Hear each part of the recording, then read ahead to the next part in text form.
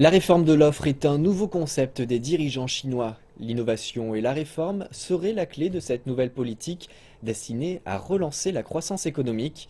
Explication dans ce reportage. Il ne fait aucun doute que le modèle économique chinois connaît un rééquilibrage en faveur de la consommation. Le problème est que les usines chinoises ne sont pas toujours en mesure de satisfaire les consommateurs. Certains Chinois vont en effet à l'étranger pour acheter autocuiseurs et sièges de toilette. Le gouvernement veut faire monter en gamme la production industrielle et a pour cela créé une nouvelle expression, la réforme de l'offre.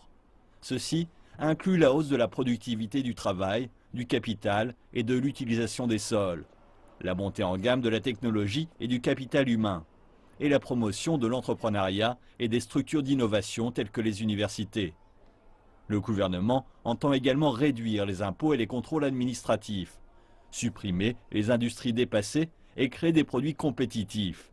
Pour reprendre les mots des experts, tout tourne autour de réformes et d'innovation. La réforme de l'offre consiste en l'accélération des réformes et l'essence de cela est l'innovation, qui inclut l'innovation technologique et institutionnelle. Nous devons créer un environnement qui nourrisse l'innovation. La théorie économique basique explique qu'il existe deux phases dans une économie, l'offre et la demande.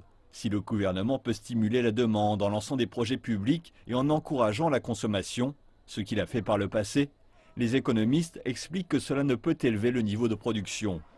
La réforme de l'offre va accroître l'efficacité et au final les perspectives de croissance des entreprises. En réponse à cela, certains analystes expliquent que les entreprises doivent recourir à l'innovation pour satisfaire les besoins des consommateurs. Les producteurs doivent baser leur production sur les consommateurs ou personnaliser leurs produits. Je pense que quand notre production satisfera la demande, les gens n'iront plus à l'étranger pour faire du shopping et notre secteur des services se développera. De plus, la réforme de l'offre correspondrait à la situation économique actuelle et permettrait d'en surmonter les difficultés. Les dirigeants chinois ont mentionné cette expression à 4 reprises en seulement 9 jours, tant au niveau interne qu'international.